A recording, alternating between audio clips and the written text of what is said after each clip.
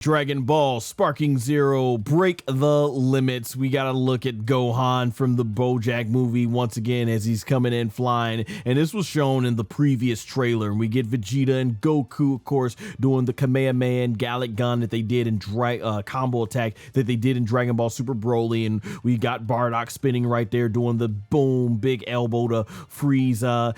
So this is where we started seeing a little bit new material. So we knew Paikuhan, aka Paikon in the dub, was going to be in the game, and this looks like that's the fire attack, so I'm glad they're bringing back. Yeah, that technique was really cool. I remember it had a slow setup, but then when he does it and just shoots the flames out of his fist was really cool. So I love how focused he is on there, so that's gonna be cool. Hopefully we can play as Paikuhan, aka Paikon, as where he takes the armor off and stuff. Maybe hopefully they got it as a different costume for him to use, because I don't think they've let us play with that, and that was like serious Paikon. So I know this is his most iconic look, but yeah, we got Zanya coming in with the big foot and everything, leg. This is like, is it called like Leaf Hurricane in Naruto when Rock Lee does that? So he's about to do that to Krillin and everything. And then of course we saw Piccolo Daimo, and like I said, they went all out making his demon wave look way more destructive ever. We get our first look at Grandpa Gohan. I really hope to, just like in Sparking Meteor, aka Tenkaichi 3, when Grandpa Gohan gets battle damage, his mask comes off and everything. So that was a really cool feature that they did have on the game, so hopefully we still get that with him. Tao Pai Pai, man, these graphics are looking good. They just totally captured Toriyama's style from the late 80s in OG Dragon Ball, and I really hope with Tao Pai Pai we're gonna also get, because they said over 30 characters, so there's still plenty of room left. Hopefully we're gonna get the mechanical version of Tao Pai Pai as well. So I'm loving the green shading when he does the Dodon Ray, is it, what was it called and everything? I think it is. I'm trying to remember if I got it right. We got Spike the Devil Man. Like I said, against Zamasu, man, one of the most evil mother effers in Dragon Ball. Against him, what is it? That's gonna be some serious evil right there. So he might get one-shotted right here. So I'm glad they got Spike in there. We got Champa. So it's gonna be interesting to play with Champa and stuff like that. I wonder if they're gonna include some of the attacks we saw from him in the manga and stuff like that. So there we go. Super 17. There we go. We saw this in the first trailer. So glad Super 17 is back. So battle system, stages, costumes, and characters. Over 30 playable characters. And this was the big thing, as they say in pro wrestling, pop, meaning you get a big reaction.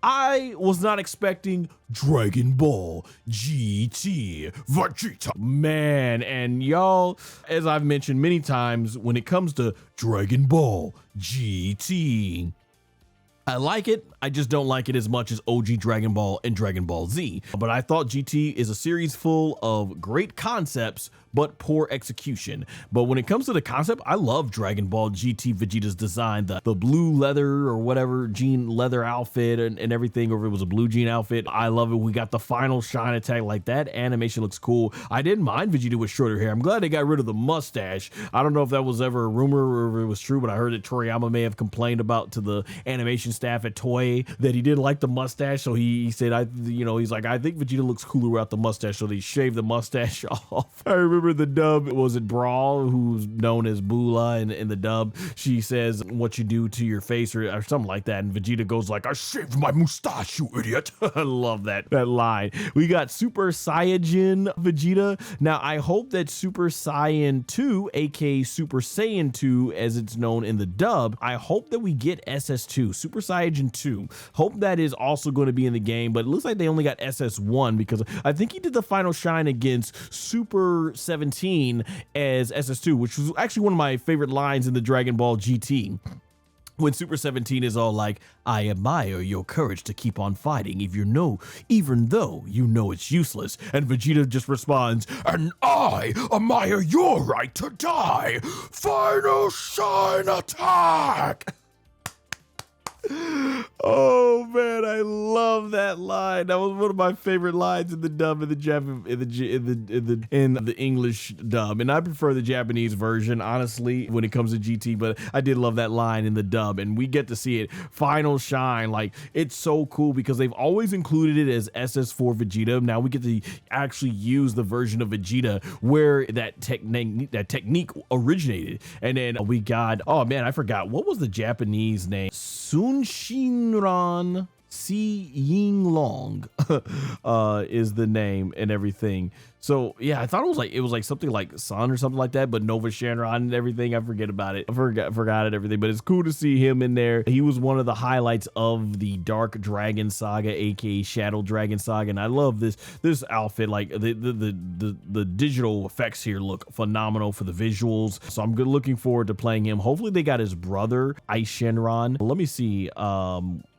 His brother's Japanese name. Was it like San Linlong? Is Shenron? Like Ice Shenron? Yeah, like Ice, yeah. So yeah, I know they called him Ice in the dub and everything, but yeah, he was just like a skin, blue. So hopefully they got him as an actual character, and it wouldn't be that hard because they're literally just a color swamp, so not much work need to be done there. So would it be actually fun to play as him, because those 3 dragons, and along with like the Princess Shadow Dragon, it turned his head ugly ogre looking beast dragon. I thought those were the 4 coolest dragons among the shadow dragons in the game. So in GT, so I would love to see it, or I should say GT. And of course the dragon that took out a cigar and blew his smoke. Love that episode. That episode in Dragon Ball GT, by the way, where they had one of the coolest introduction in all of Dragon Ball. Not just GT, but all of dragons. The dark dragons flying all over the earth. Love that. That's why I said GT had great concepts.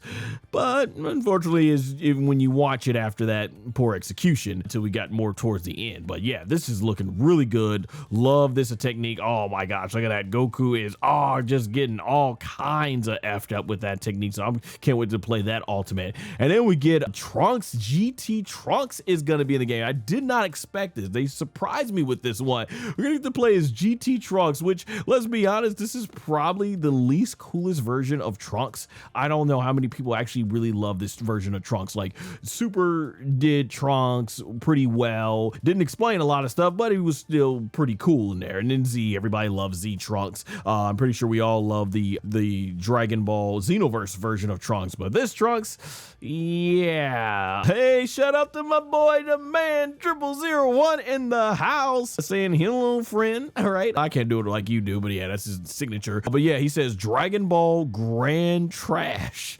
That's what a lot of people say and everything. And yeah, this was not, out of all versions of Trunks we ever got, this was not the best Trunks. We got SS1 Trunks, and he got a lot of screen time early on in Dragon Ball, but I'm looking forward. Well, hopefully this version of Trunks is a lot funner to play in the game than it was to watch him in Dragon Ball GT. Yeah, for all the screen time they gave this Trunks, they didn't really do much with his power and all that stuff. So he flies towards there, and he's going at super baby Vegeta 2, and boom, and you got Vegeta flying in there. So we got ultimate attacks. I'm loving this right here. So yeah, like I said, this is cool. This is cool. We didn't get to see Vegeta and Trunks do any cool thing like this in Dragon Ball GT. So hopefully Spike got our backs on making these characters more fun in the game and everything.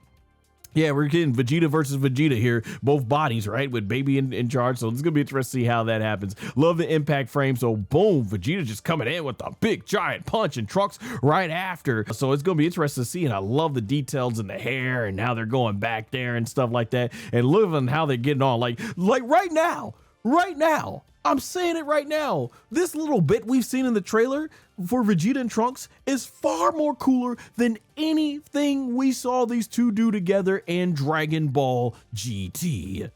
So it's starting off really good. I'm loving it. Like, man, look at that. That is clean. Like I said, though, I always dug Vegeta's Dragon Ball GT design, and then how they're both about to blast, and look at that. That is clean.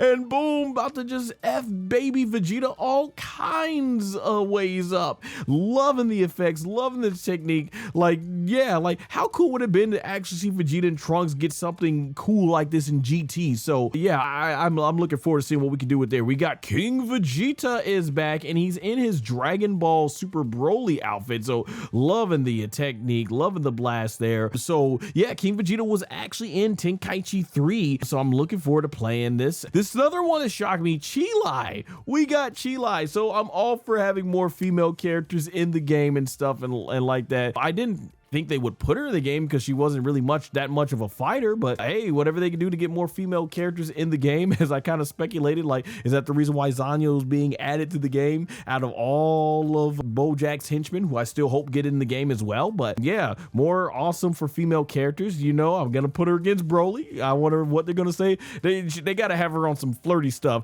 Yo, shout out to my man, the man 0001, who actually sit next to me in the theater. And when she first comes on and on the screen and she's looking at Broly and like is mesmerized and stuff by him, the man 0001 leaned over to me into my ear and he was like, thirsty. I remember that and stuff basically because yeah, she was laying it on thick in Dragon Ball Super Broly, just at the side of Broly. But yeah, we're gonna have her just shooting her laser guns and everything. So I love the effects there. So yeah, I'm looking forward to playing Cheelai in the game and stuff like that.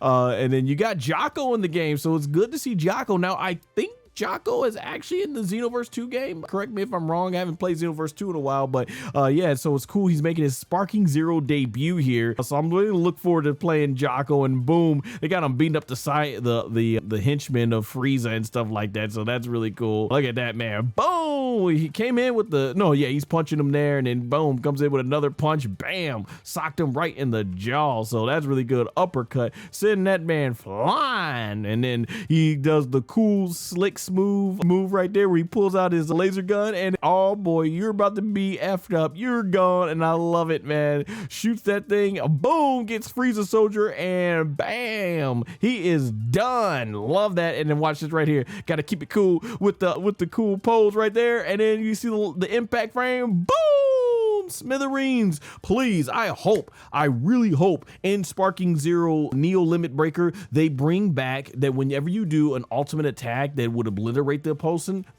when the white flash is done on screen, their body is completely gone.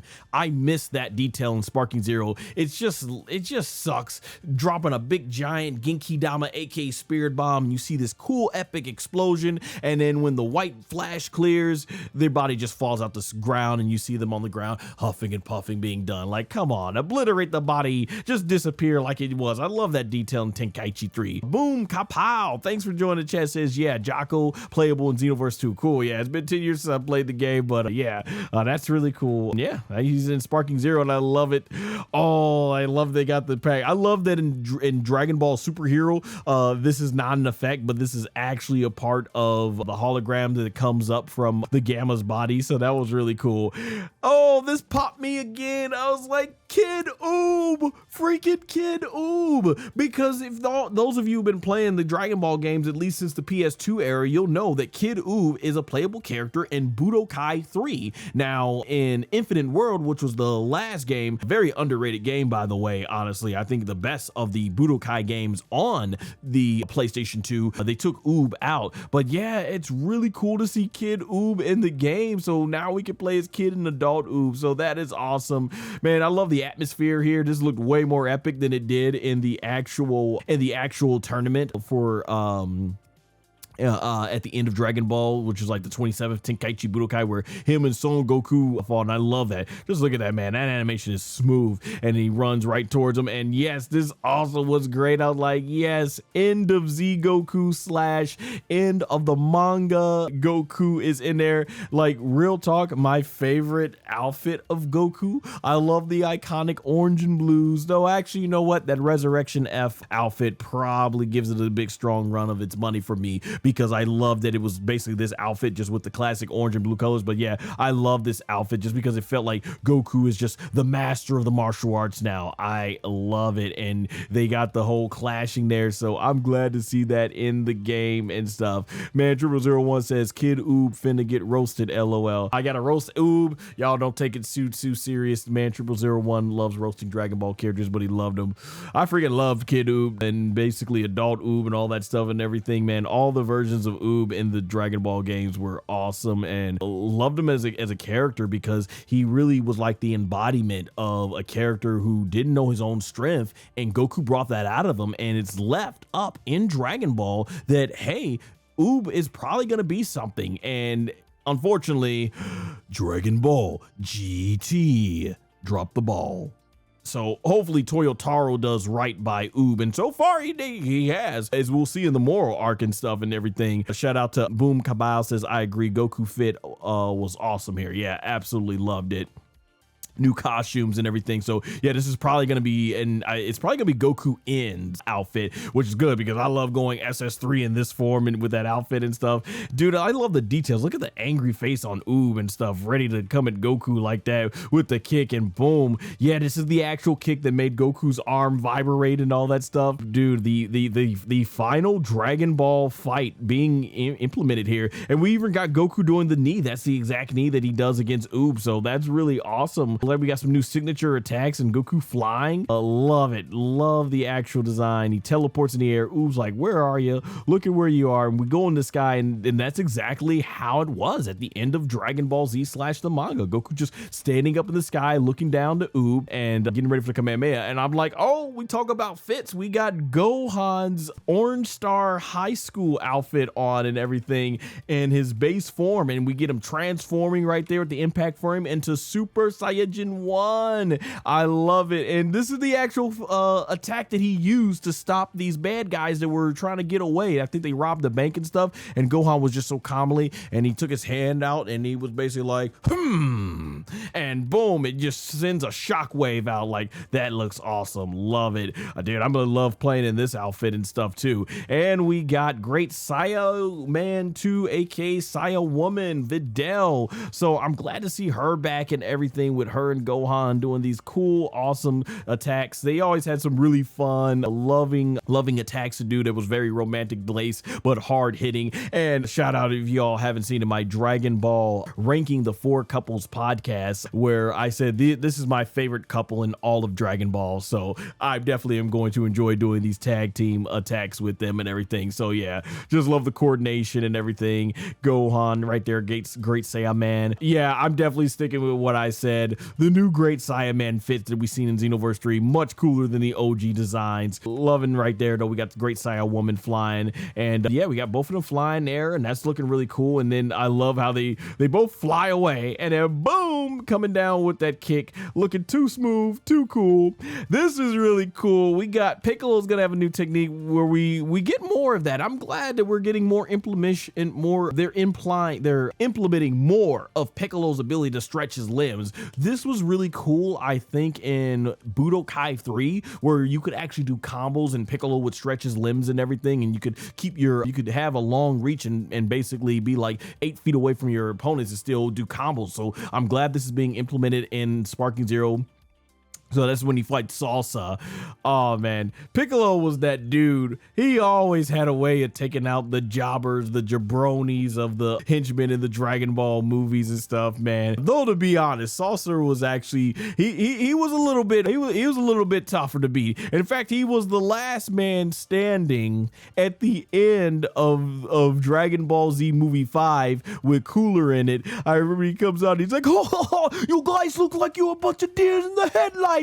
You lose, suckers! And then the Makokoto pole, aka Special Beam K, goes right through his sternum. He's like, oh! And he falls out. And Gohan's like, haha, I can see you, Mr. Piccolo. Piccolo was like somewhere on the other side of the forest, saw that. He was waiting for that mother. Piccolo was like, he couldn't finish him the first time because I think Cooler got to him and everything. But he's like, I'm waiting for you. Come on, I'm gonna be waiting for you. Where you at, mother effer? Where you at? There he is. Makokosan pole, special beam cannon, and boom, got him. As soon as he pulled out of them rocks, thought he was slick. Thought he was gonna just wait in there, wait for Cooler to get finished, wait for everybody that's gonna be done, and Salsa just comes up and boom, man. 001 says, blast, blast, blast as fast as you can. You can't catch me. I'm the dang. Shout out to Remake, our man who used to do those weekly tube show videos. Yeah, man.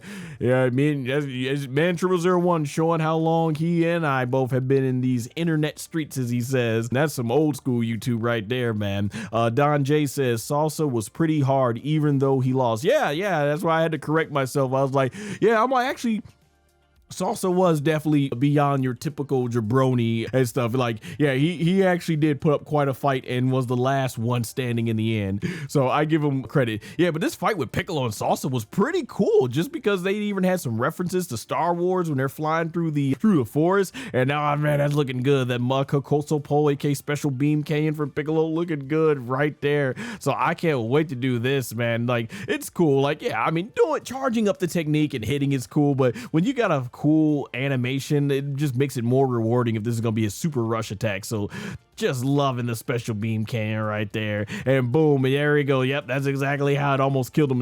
It killed him from the back, but now it kills him in the front, so that looks devastating. Right to the heart too. Oh, aiming for the heart. I hope this works on giants, man. All right, so now we get to the next part of this. This also surprised me. I remember in the reaction trailer, I was like, oh, okay, what is Son Goku doing? Like, okay, he's powering up, and it was about right here. Yeah, I love the power up right there. He flies right there, and I'm like, oh man, it's looking awesome. And when I saw this shot, I knew immediately, like, oh snap, I didn't even need to see the rest of the technique. I could just tell, you know you're how big of a Dragon Ball fan I am when I could just recognize the frame by itself. I'm like, this is how he attacks Cooler. And right there when he comes in and boom, swings right at Cooler, bam, sends him out the frame. And I love that the eyes track and follow him and everything. So that was really awesome. And then I love right here this technique. This is where when Cooler does the Nova and stuff and stuff like that, when he does like the big giant death ball, like that was really awesome. Boom Kabao says, son, pretty good with these voices. If I was blind, the detail and voice make this awesome. You have a universal live stream. Hey, thank you, I appreciate that, Boom Kabao. Yeah, I gotta keep it entertaining and everything. And speaking of voicing, I might as well break out some more.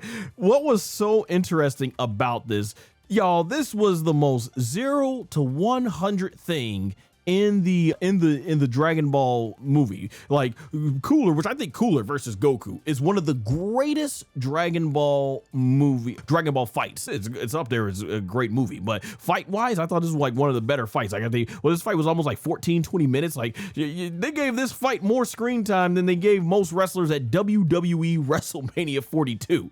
That's how much time this one got. And so I remember this one. Goku goes SS1 after getting completely trashed by Cooler, and Cooler comes in with a fist, boom, punches Goku right in the sternum, and Goku's just here all type of aura farming. And then Cooler basically gets about like the 2 shots and stuff like this. Yeah, he gets boom 2 shots by Goku, and he basically takes his blast and he shoots Goku, does nothing. Goku's just standing there aura farming, and then he looks up and Cooler goes like, he has that cool voice filter in the dub. He goes like, you shouldn't have taken your eyes off of me, Super Saiyan. Well, I can gather energy a lot faster than my brother. It is my will that you and this entire planet be annihilated. And then he sends the supernova down, and Goku goes from aura farming to all like, oh crap, and then he's like, and like, I'm like, whoa, how'd you go from completely, as they say in pro wrestling, no selling basically all of Cooler's attack to all of a sudden, man, after he grabs that big giant energy blast, boom,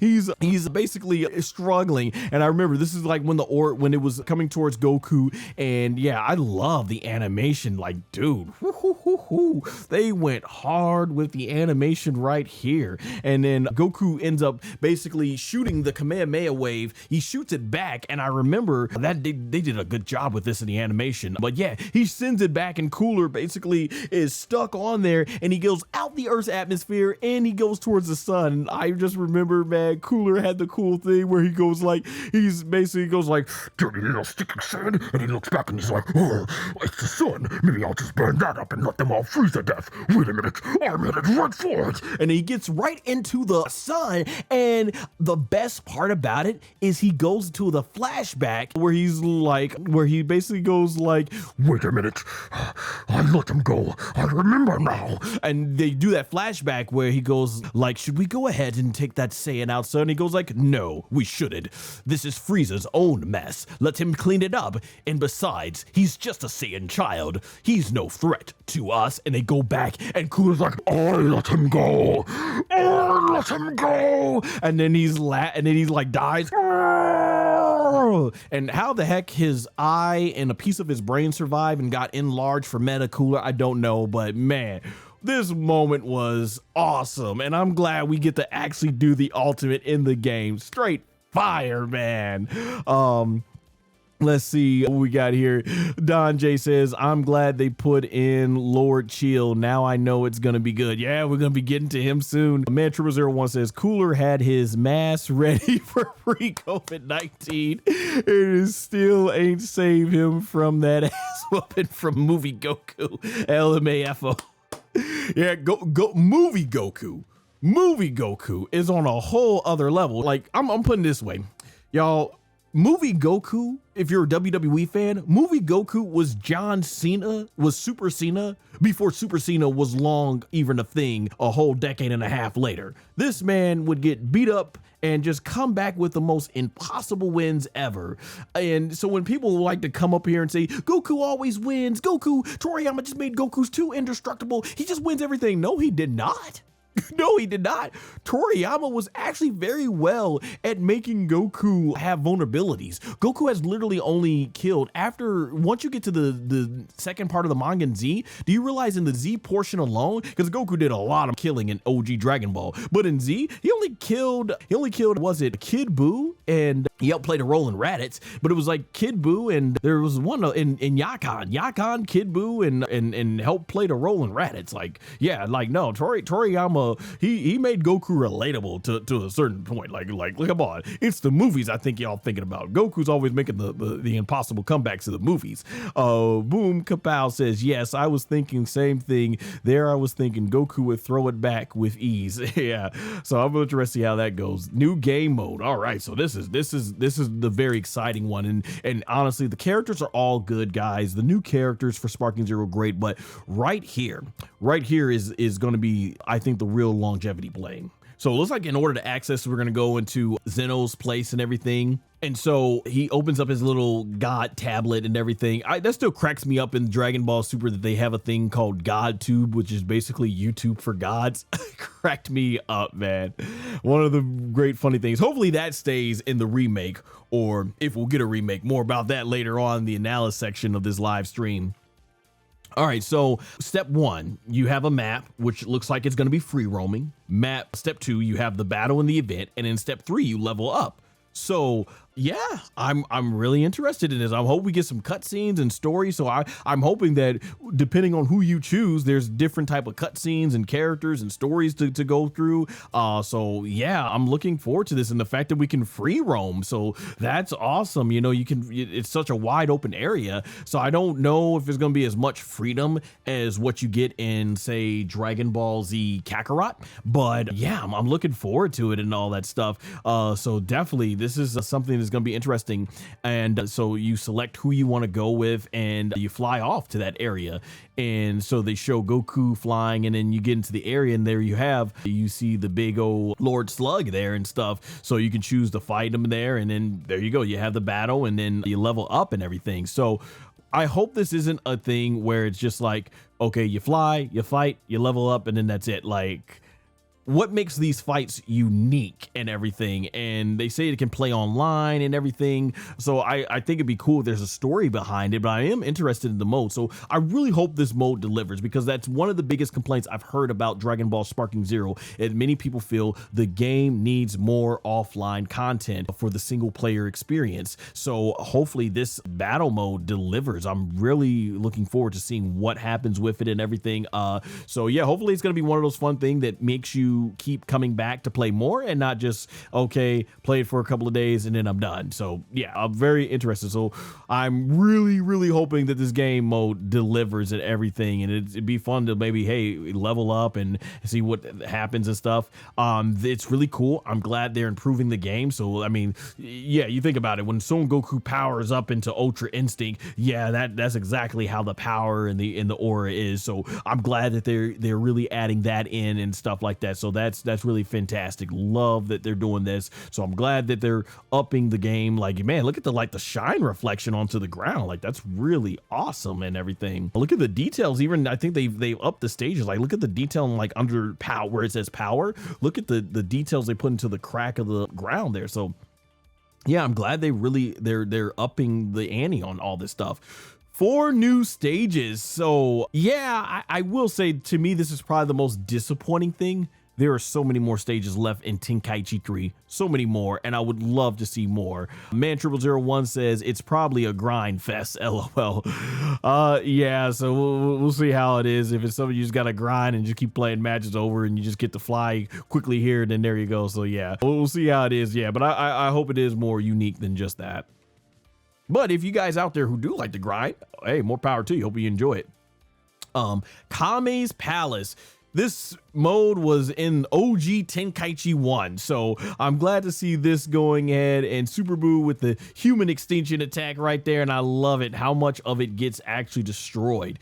And actually, this is really cool because now that I remember, I don't think you could destroy it. You could always destroy the lookout portion of there, the like the part in the middle right there, but you can actually destroy the entire palace. Like, that's really awesome. So I'm looking forward to that. That's going to be something new, and loving it, the classic Go Tanks and Super Boo battle and everything. But what I would love to know is what's going to be the limit, because they always had it to where there was a magical barrier underneath where you could fight in the clouds. I would love it if you can knock them all the way down and fight near where Upa and his father lives in their village and stuff. That would be cool. You could do it in Budokai 1, where if you knocked them out for those of you who play the PS2 games, you could knock them out and they would just go straight down, really just like straight down, and you could fight on there. So I would love to see that implemented in this game and stuff. There was a cool feature where if you knock the opponent out, they would fall in, off of the clouds and everything. So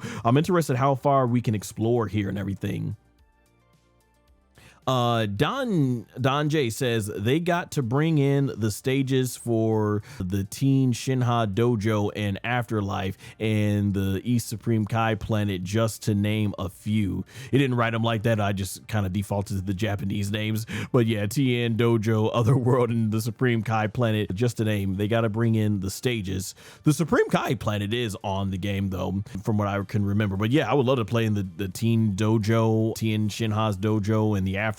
Yeah, get the Afterlife tournament in there, because yeah, and bring in Janemba. Bring in the Janemba stuff. I would love to see that.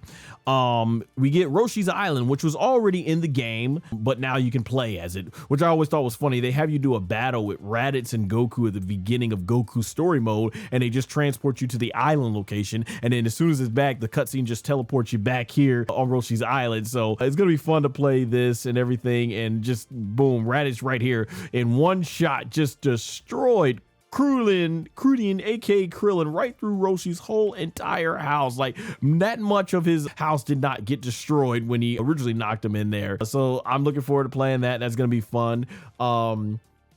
And then we get the Glacier. Oh my gosh. We get it right where Vegeta and Broly and all the Broly fight. I'm so glad we're getting this stage in, because Broly and all the attacks were such a big part of this. So we're going to have that, but I guess we're not going to have like the part where it becomes lava. But I don't know if this is exactly the Ice Age stage that they fought in. It just might be a generic one, which works for the, movie 7 where they fight Super Android 13. So it works for there, but I'm glad we got the Ice Age. That was one of my favorite places to fight back in Tenkaichi 3. So I'm so glad the game is good. And I love that if you break the ground, you just go into the water. So that's something really nice and new. And then, yeah, that was one of my favorite stages, because they had a really deep setting in the water. Like, you can go all the way to the surface of the water. And then they had like this one giant crack you could go into and play even deeper in there. So I'm looking forward to this stage being added for sure. And then we've got Planet Vegeta, where they're in the stratosphere with Bardock up against Frieza. So you got Frieza's ship in the background. So I'm glad that this is being brought back, because this is where the classic iconic battle happened and everything. So loving this. We got the blast and everything. I'm glad this is back. Hopefully you can still fight on Frieza's spaceship too, because that was another thing that was really cool about playing on that. It was such a wide open area, and I used to love flying through there, and you could destroy Frieza's spaceship, and as you destroy, they had all the details in there in the game. So that was really cool to see. And they got the stratosphere for Earth, where Son Goku and Beerus fight. This is of course where Goku and he absorbed the key of Super Saiyan God, and it strengthened his regular SS1 form. form up to fight on the god tier level. So obviously it's crazy because we're actually about to see this soon in see this again in Dragon Ball Super Beerus, which I'll have more coming up soon here in the analysis. And it's going to be in our next breakdown actually coming up.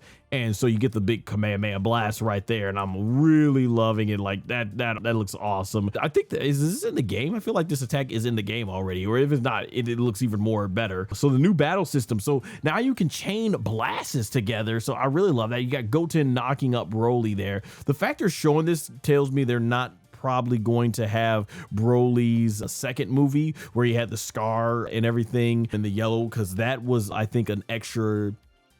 That was actually an extra, what was it? It was actually an extra costume you could play as, I think, in Tenkaichi 3. So I would love if they actually brought that back. So yeah, you got Goten launching Broly in the game, and then future Gohan comes in and he comes out and teleports and then basically does that. I thought you could actually do this on Sparking Zero. You just had to be really strict with your timing, or maybe now it's a thing where it does it automatically when you chain out and everything, you tag out. So this is going to be really cool. Any way to help the game's tag team system feel more better. Like, I don't know if they're planning to eventually go like Tenkaichi tag team, but being able to chain those together, I think is really cool. So I'm really loving that. You got Frieza right there, basically doing the kick to Vegeta, sending them down, it teleports out. Captain Ginyu comes in and teleports in and does his technique. So this is going to be really cool. Sparking boost. So I'm guessing this is going to be similar to what you could do in Raging Blast 2, where they had like a soul mode, like Sparking Soul or something like that. So I think that'll be pretty cool. See what comes out of this, because I know on the game when you go in Sparking mode, you're already pretty more powerful. So I guess we'll see what this does. Maybe makes the ultimate attacks better. So we're seeing that with SS4 Gogeta. I still haven't seen this attack in its full glory yet, but I will be getting there soon in my upcoming Sparking Zero live streams. So just love the techniques and all that stuff. So if you guys notice, this is Namek. This is Dying Namek, which looks similar to the Lava Age, but I guess they're not making a whole battlefield for that. And Goku goes, and I'm thinking it must be very hard to make the new stages, because the fact that this game is a year and a half old at this point, nearly almost, and we've only gotten essentially by this summer 5 playable stages, must be the really difficult part of making, I have to imagine. But yeah, loving SS Blue Goku flying right towards there, and they started playing Zero, which is Hironobu Kageyama. Glad to have him back as the official theme for the game. So yeah, we've seen this before with Goku and Vegeta just bodying Broly all over the place. Loving it, the double kick, and then them doing the Kamehameha Gallic Gun. I really love this part right here where you get Oob tossing Son Goku around and stuff, just like we saw. This popped me again. I was not expecting Mighty Mass. So now we can have a proper 18 because they got her Majin Buu outfit. Now we can have a proper battle with Mighty Mass. I wonder if when you battle damage them, if it's gonna be Goten and Trunks, Goten Trunks, or Trunks on Goten's shoulders and stuff. I wonder if they can switch around, like if there's techniques where they will switch around, because sometimes Goten and Trunks would trying to figure out 18. They would switch in the actual manga and anime. I don't know if it was in the manga, because I don't think I read that portion of manga. There may have been a portion in the anime only. So I'd be interested though if they do put that as a nod. So yeah, we're gonna get to play as Mighty Mass, not the Mighty Mass who they jump, but the Goten and Trunks version of the Mighty Mass. So hopefully we can go SS1 in there, because they did do that and it was like blowing up their whole outfits and stuff like that. So yeah, like somebody put a fan up in their shirt and it just kind of blew the air out. So yeah, I'm really looking forward to that. It's really cool too. It looks like Cheelai and, well, yeah, I don't know if Lemo's in the game. Or is it Lamo? I forget. What's his name? Lemo? Yeah, Lemo.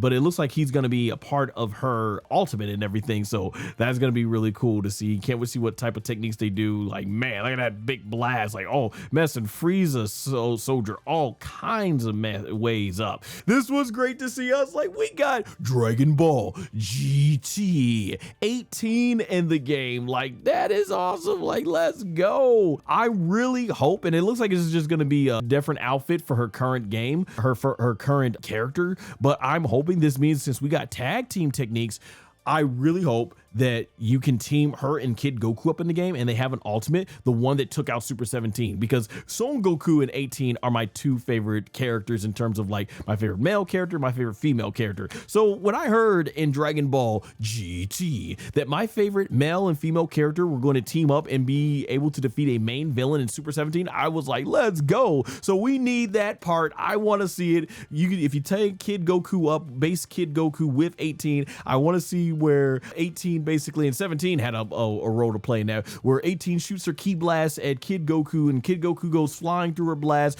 with the real Kin, aka Dragon Fist. In obviously the anime, there's a barrier that keeps Super 17 from absorbing her ki blast, but then yeah, Goku goes through with the Dragon Fist right through the gut, and then does 3 Kamehamehas just like he did against Super 17, which was that effect where he like shriveled up like paper and disintegrated into nothingness. Was really awesome. So glad to see that 18 has her GT outfit. Like, they really went all out. I think at this point we just about got every version of 18. I don't know if they'll include her in the Z outfit, but she never really fought in that. But yeah, at least every outfit that 18 fought in, I'm glad that that's in the game. So this is really cool.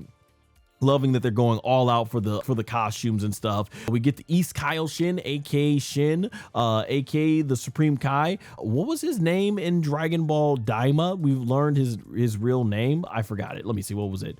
Man, I can't believe it. I used to know this stuff. I know it starts with an N. The Supreme Kai's real name in Daima.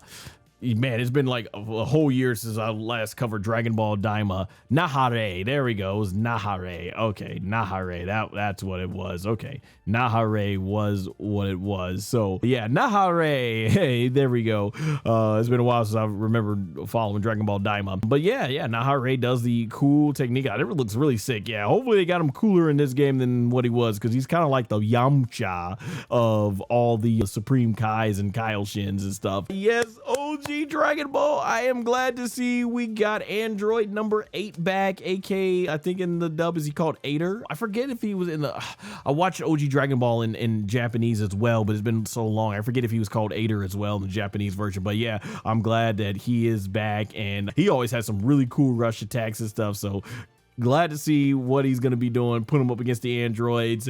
Namu is back. Love it, dude. He had one of the sickest attacks in the